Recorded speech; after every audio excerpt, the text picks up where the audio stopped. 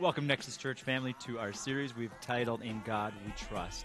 There is no doubt that we are living in a season of chaos and conflict, but that does not have to deplete your soul. The things that you read in the news or on your social media does not have to indicate how you are living inside. We, my friends, can live in confidence knowing that God is for us, He cares about us, and that we have confidence no matter what we face. And in this series, we're going to be unpacking what that looks like for you. So would you join with us and come along as we truly can proclaim, in God we trust. Enjoy today's message.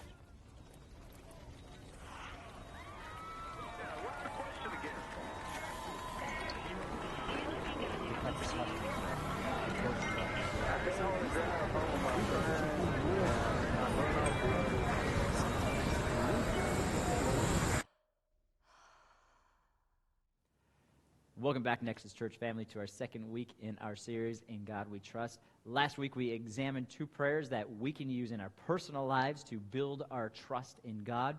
And now this week, we're going to take it in that next step and look into whether we are under the influence of God or the world around us, the culture around us, the society, whatever you want to call it.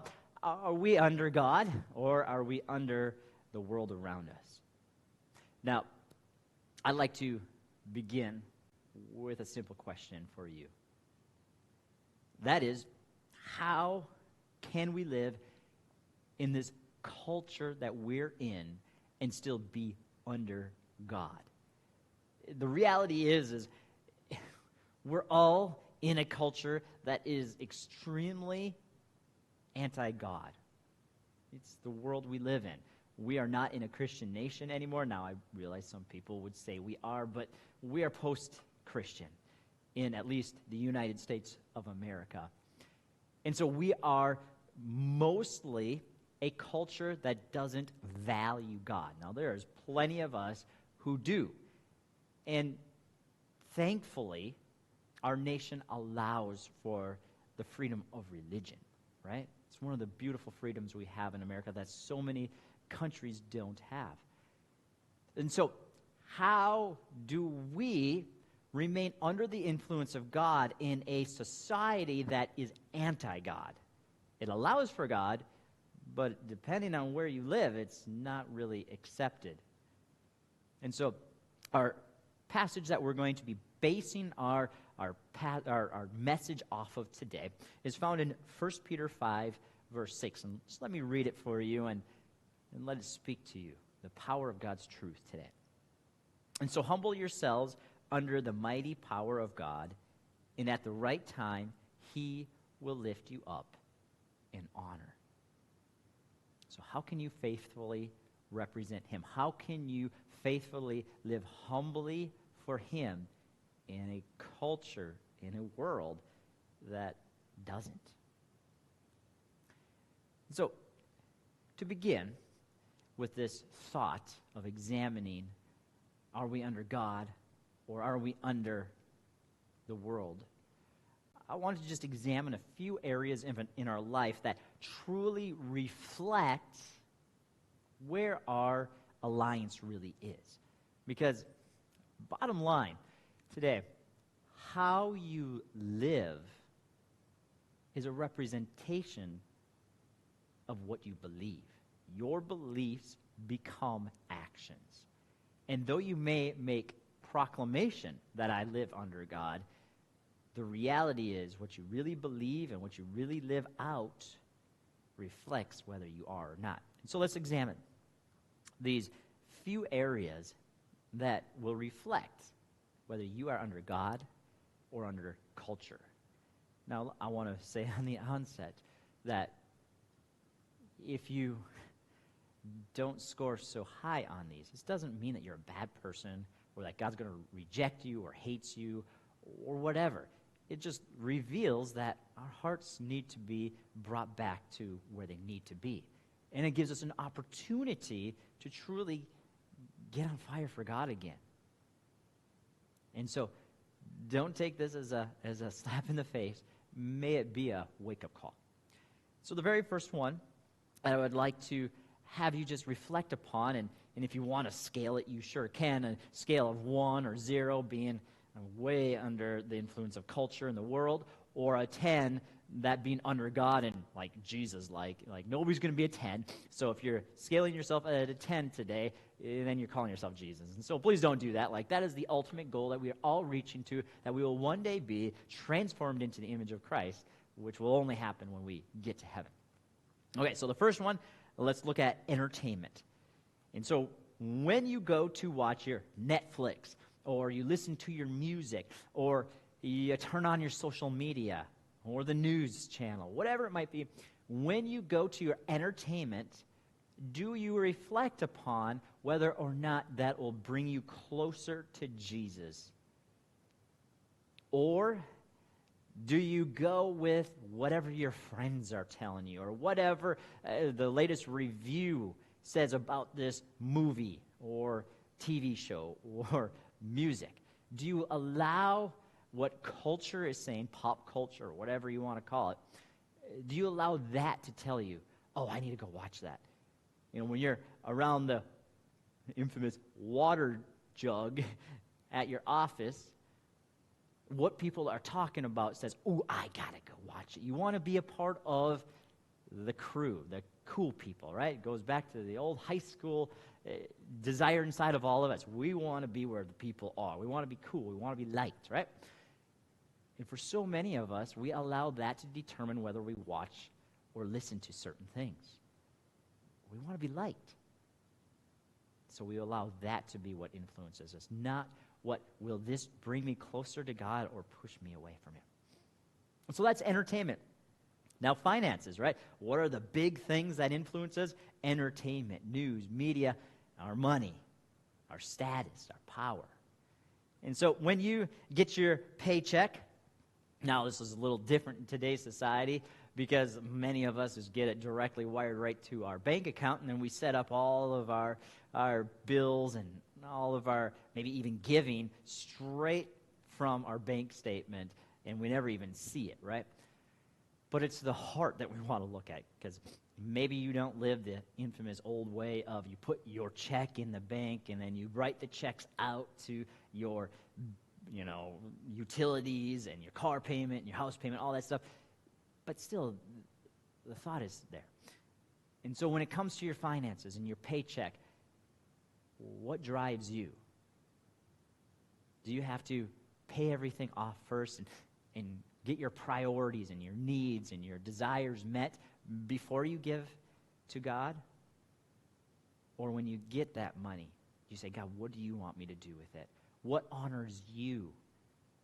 What do you want me to give towards? This is your money, God.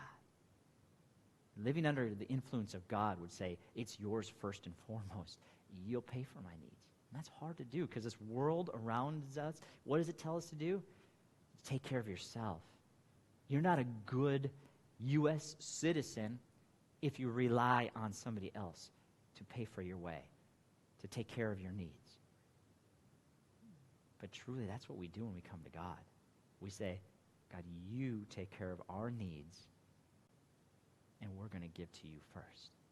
If you tell me to give my paycheck to a missionary or to a project at church or to something that glorifies God and builds His kingdom, I'll do it. And so we have entertainment. Where do we get our influence from when we come to watching or listening to something? And we have finances.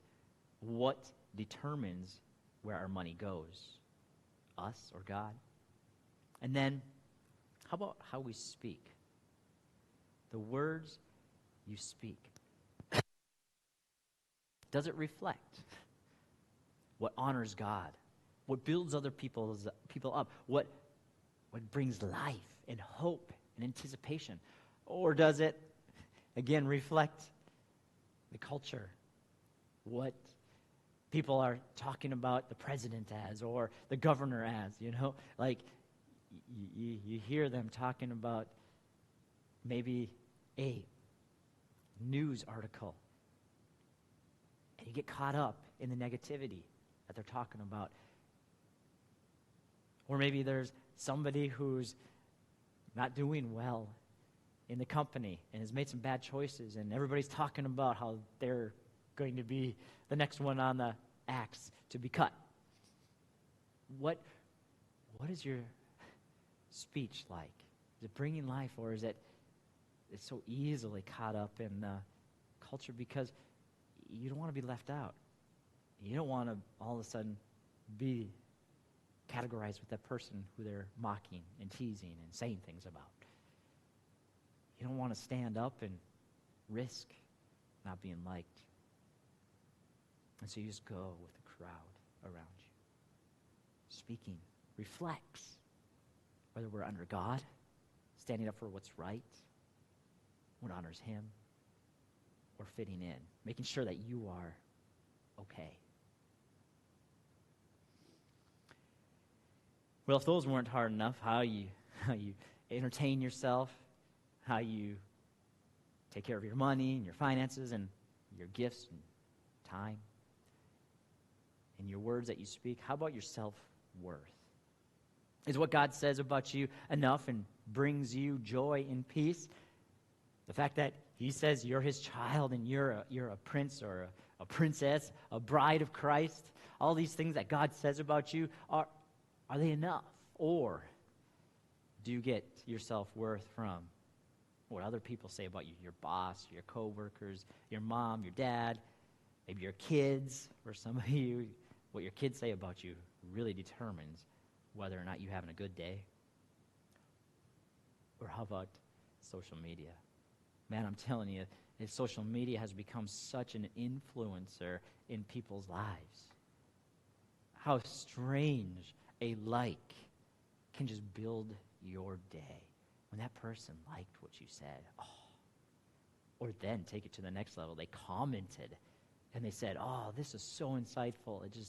You're so right on. It builds you up. But the opposite can do the same, can't it? When a person says a cutting remark on Facebook of what you posted or an article you shared, it cuts to the core and it just drains on you. The reality is that social media is it seems as if people can be more cutting there than anywhere else. So they're not afraid to say the mean things because they don't feel the response when it hurts or when it gets you angry or when it tears you up inside. This is something that I've struggled with so much because I've spoken up on some things that I'm very passionate about and shared articles that I really feel like, to me, they really represented the heart of Jesus. But not everybody felt that way. And they've commented things that just cut me to the core, such to the point where I never even shared my opinions or thoughts anymore. Why? Because I didn't want to be beat up. And so I allowed people's thoughts about me on Facebook, of all crazy things, to determine my joy. It got me into a depressed state.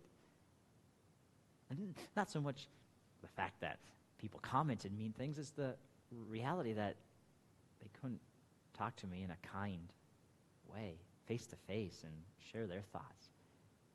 I didn't post the thing to make anybody feel horrible. I just thought that this was something that really reflected Jesus, and I wanted people to think about it, not get in an argument and tear each other apart and create sides.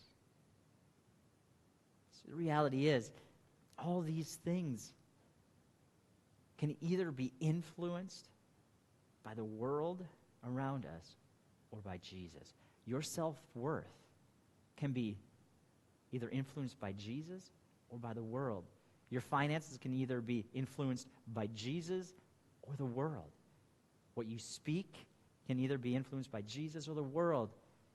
And it goes on. I mean, this is just a sampling of 4 different areas of your life that you can either be under the influence of God or this world. The thing that I want to really bring forward today is this one simple thought. Just process this with me. So often, we don't even realize that we're under the influence of something. Have you ever thought about that? some of these things that I just shared, maybe you are not even aware of the fact that you're under the influence of this world and not of God. You're taking your identity from things that aren't eternal, things that don't really matter or shouldn't matter anyway. And so here we are in this world that is heavily influencing us. It's much like an alcoholic, if you ask me. When they are under the influence of alcohol, they have no clue, do they? They might later, when they see all of the bills that occurred after their tap was paid, right? But they don't know in the moment. They have no clue that their talk has gone negative, or maybe they've gotten boisterous, or maybe they've done some inappropriate things that they can't get away with, or that they're speeding down the highway, they're going down the wrong side of the road, or whatever, right? A simple person who could be quiet and calm and a decent citizen, all of a sudden under the influence of alcohol, without them even know it, are boisterous and doing crazy things and causing a scene and having a blast and dancing with people they shouldn't be dancing with and getting into fights when they would never be in a fight, right? It influences them, and they're not even aware of it. And so today, here's what I want us to do. I want to look at a very short passage in the book of Daniel and reflect on the life of Daniel and what he did to battle against a culture that was pressing him in a very real way. We don't see it too much here in our lives, how much influence culture has on us, but Daniel was very much aware of it. And because he was aware of it, he was able to do something that I want you to be able to have the power to do today. And so let's dig in to Daniel chapter 1, verses 1 through 5. And then we'll go through verse 8. And I want you to just listen to how Daniel set himself up so that he would be under the influence of God and not the world around him. Now, I want to emphasize the very first few verses kind of get a little wordy, and maybe if you don't know the Bible very well, especially the Old Testament, it gets lost. And so I just want to set this up for you, set the scene so that it makes sense. Daniel has just gone into captivity. In essence, he was kidnapped to go and be a slave in another land. Jerusalem had been besieged. He came from that. That was his homeland. Israel was his home. And Israel finally was ransacked, walls tore down, people were absolutely destroyed, slaughtered, but they kept some of the people and they took back with them to serve in Babylon. Now this, of course, was because Israel had been totally unfaithful to God for hundreds of years, and finally God did only what he could do, and that was to give them up so that they would come back to him. He gave them so many opportunities, and they would not change. And so God finally allowed them to get to that point where they would have to change. And so here we find Daniel now in another land with people who spoke a different language, different culture, different gods, different everything. And so listen to this passage. Now that I've unpacked it for you a little bit, hopefully it'll make sense as you listen. So Daniel chapter 1, verse 1. In the 3rd year of the reign of King Jehoiakim of Judah, King Nebuchadnezzar of Babylon came to Jerusalem and laid siege to it. The Lord handed King Jehoiakim of Judah over to him, along with some of the vessels from the house of God. Nebuchadnezzar carried them to the land of Babylon, to the house of his God, and put the vessels in the treasury of his God. Then the king ordered Ashpenaz, his chief eunuch, to bring some of the Israelites from the royal family and from the nobility. Young men without any physical defect, good-looking, suitable for instruction in all wisdom. Listen to that. Suitable for instruction in all wisdom, knowledge, perceptive, and capable serving in the king's palace. Suitable. That means they were teachable. That means they were able to learn and to grow. The king was aware of this, right? He was to teach them the Chaldean language and literature. The king assigned them daily provisions from the royal food and from the wine and that of what he drank. They were to be trained for 3 years, and at the end of the time, they were to attend the king. Among them from the Judahites were Daniel, Hananiah, Mishael, and Azariah. The chief eunuch gave them names. He gave them Belshazzar to Daniel, Shadrach to Hananiah, Meshach to Mishael, and Abednego to Azariah.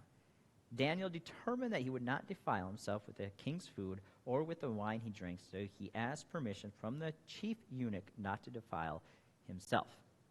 Okay. This is a lot there. But Daniel was sent to the king to be taught for 3 years everything about the Babylonian culture, literature, everything. In short, he was being indoctrinated and then forced to serve the king. Not only that, he was forced to eat the food, drink the wine, drink whatever they gave him. He was to totally be immersed in the Babylonian culture. Talk about cultural influence. He was stripped of his whole identity and being forced to believe in a whole different worldview. Nobody that I am aware of, at least in this current era of society, has had that happen to him. Now, potentially in other areas of the world that we don't have quite the ability to know what's going on there, but I think of like China and maybe parts of the USSR back in the day. But this was an onslaught against a culture, a total wiping out of their identity. And so after 3 years, he was to be a new person, put in front of the king to serve. Now, I don't know about you, but it's semi-hard to understand what that feels like, to what that kind of thing would be. That was some extreme indoctrination, wasn't it? But I want to be fairly bold and say that's what's happening in our world today, and we don't even realize it. Because it's not something that we can see. It's not something that we can even realize that we're battling. That was a physical thing that they could see. And they knew it. They could be prepared for it. But we're not. You see, the culture war that we're facing isn't something that a group of people somewhere are trying to force down our throat in a very intentional, horrible way. Now, I realize that the enemy is using tools and people to do that, but it's not the people. It's the forces beyond them. We're not fighting against some political side or some social network of people. We are dealing against an enemy who wants to wipe God out. How do I know this? It's found in Ephesians chapter 6, verse 12. We do not wrestle against flesh and blood, period. Like it could end right there. Where Paul goes on, not only are we not wrestling against flesh and blood, but against rulers, against authorities, against cosmic powers over this present darkness, against spiritual forces of evil in the heavenly places. We are in a battle against our souls, not against people, not against social, whatever you want to call it, left side, right side, whatever your hated side is. We are in a battle in the spiritual sense. And until we understand that and shift our focus from things in this world to things in the heavenlies, into the spiritual darkness that's surrounding us, that's trying to press us in, we're fighting the wrong battle. We're not fighting against flesh and blood. We're fighting against things in the heavenlies. That's where the battle's at. It's fighting against you. It's fighting against your family. It's fighting against the proclamation of the gospel of Jesus Christ. And the enemy is doing this so subtly. He's picking it up in what you watch, what you listen to, the words that you hear around you every day. What builds you up? What tears you down? Negativity, gossip, slander, picking sides, tearing people down. Your finances are ruling over you. We should not be ruled by our money, but we are ruled by God, and he's ultimately the one that sustains you, not your money, not your job, not your career, not the government. God does. He provides. He sustains. But we try to so hard provide for ourselves. And we look to the world to go the way of making the right decisions. So what did Daniel do? Daniel was forced into this. He could see it very clearly. When they came to take him, he knew exactly what they were going to do. He knew that they were going to take him and indoctrinate him for 3 years. It was very clear. It was spoken. But what did he do?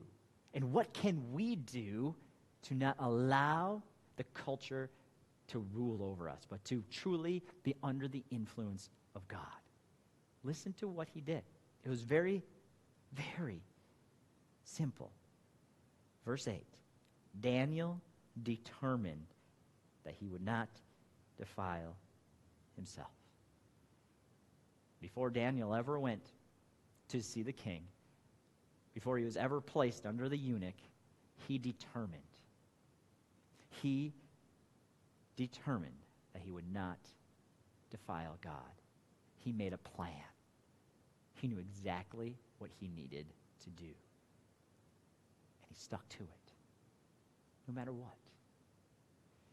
Now, maybe that's hard for you to grasp in your mind. And so I wanted to just bring out this in the physical, natural world.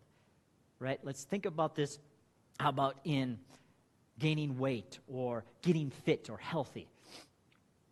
If you were to want to get healthy, would you eat healthy once a month and go to the gym once a month? Right? It takes intentionality.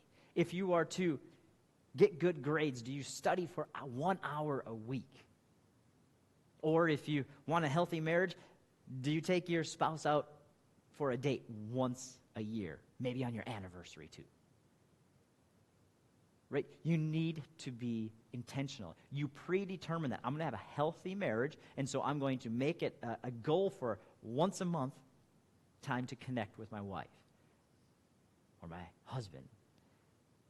I'm determining that I'm going to get healthy, so I'm going to go to the gym 3 times a week, and I'm going to make sure that I eat 1 healthy meal every day. Right? Whatever that is for you. I want to get good grades, so I'm going to spend a couple hours every day studying so that I can be ready for the test. We predetermine that we're going to do this so we can have success. And that's exactly what Daniel did. He predetermined that he was not going to defile God. He was not going to be under the influence of the culture that he was being indoctrinated. He had to be intentional, because if he wasn't, all those things that they forced upon him, he would start believing over time. He would cave because he was surrounded by it. Just like we are in our culture, we're surrounded by what the enemy of our souls wants to do to us. He wants to destroy us. So he's going to send it in every area of your life, whether it's at work, in your entertainment, in your finances, in your relationships. It's everywhere. And it wants to tear you down. So you need to predetermine that you're not going to let it defile you. And instead, you're going to do something else. And we know exactly what Daniel did. If you read the rest of the book of Daniel, he was turning his face to God every day, regularly praying. And that's what ultimately got him thrown into the lion's den, right? He wouldn't stop. He wouldn't bow down. He predetermined. Shadrach, Meshach, and Abednego, they wouldn't stop praying. They wouldn't stop seeking God. They wouldn't bow down to the king. They predetermined. And that's what we need to do in our life. And so what does that look like for you today? As we wrap this up today, What does that look for you to be predetermined? Obviously, it's determining that you are not going to go down the road of allowing things in that would take you away from the connection with God that you want. Whether that's through entertainment, through the things that you hear, whatever that might be. Hanging around sometimes with people that tear you down. That's predetermining. But so is putting good things in, like Daniel and Shadrach, Meshach, and Abednego did. They got on their face regularly. So maybe for you, that's the first thing that you do in the morning is you get up and you spend some time with God. You predetermine that that's how I'm going to fill myself and get myself under God. I'm not going to put myself under the culture, so I'm shutting off all my notifications on my phone. I'm not letting the news get through me. I'm not letting, maybe it's a sports app get through to me. Maybe I'm not going to be going on Facebook for the first couple hours of the day just because I need to get in the presence of God. For some people, you're getting that. Maybe you need to surround yourself with some people. Get away from some of those areas that are dragging you down. I'm not saying that you shouldn't be on a softball team or on a bowling team or in the PTA or something, because we need to be light to the world, but maybe they're causing you to be too much under the influence of the culture, and you do need a little bit strengthening with God. And so you need to surround yourself, and maybe that's just one person that you're going to latch onto that's going to help you grow in your relationship with God. Find that person that'll challenge you, encourage you, build you up, and help you to be under the influence of God. Or maybe it's journaling or times of reflection, however you can just process, how am I doing? How am I doing? And maybe it's being obedient. For some of us, being under the influence is acting upon what we know. We're spending time with God. We're surrounding ourselves with good people, but we need to be obedient to what God is telling us, whether that's in our giving, of our time, of our money, of our gifts and talents back to God and to build his kingdom. We need to be obedient to what he calls us to, because if we're not obedient, we put a stop on the blessings. You think of Shadrach, Meshach, and Abednego. If you don't know that story, I encourage you to keep reading in the book of Daniel. It's a powerful story. Like they were being obedient to God all the way up to being thrown into a fiery furnace. They trusted God. They were obedient to do what God said. We're not going to turn from God. We're not going to bow down to any kind of idols. We're going to worship God. Daniel's the same way. I'm not going to bow down to some idol. I'm not going to stop worshiping my God. I'm going to do that. He was thrown into a lion's den. God protected him. Right? Like, that's what we're getting at. Obedience leads you into God's favor. I don't make this up. This is what God's word is all about throughout. And so being obedient with your time, with your money, with your resources, and maybe it is just simply getting more involved in your church family, wherever that is for you. I know especially for those who are following online, this has been a long season. I'm speaking right into your heart today. Because for a lot of people, they've stopped attending church and gotten their messages online. And I'm not here to beat you up or tear you down. Remember, I just want you to continue to grow in the likeness of Jesus. That's my heart for you today. And if you stopped engaging in a church family, you truly removed yourself from where God wants you to be. A church family is what encourages you in hard times. It's what challenges you when you've kind of slid back and you just kind of stop really pressing into what God has for you. That's what a church family is. And not only are you affected by not being a part of your church family is affected because they're missing such a valuable piece of their family. It's like a kid that doesn't come back to holidays anymore. You miss them. You really do. And I can think of a handful of people that since COVID, I haven't seen them again. And this is just a really big moment of vulnerability, but I sure miss them. That meant so much to me. They're part of our family. And I hate knowing that they're not here. And I know that they haven't walked away from Jesus, and they still love Jesus, and they still love the church, but they're being disobedient. They're allowing the things in this world to crowd out what's truly most important, being connected to a solid group of people who love Jesus and want to help them to grow. They're missing out on the obedience of giving their tithe that the Bible asks us to give. They're missing out on being able to use their gifts and talents that God has given them to bless this world. They're missing out. And it hurts me knowing that they're putting a stop to the favor of God in their life. So if that's you today, I just encourage you to find a church family.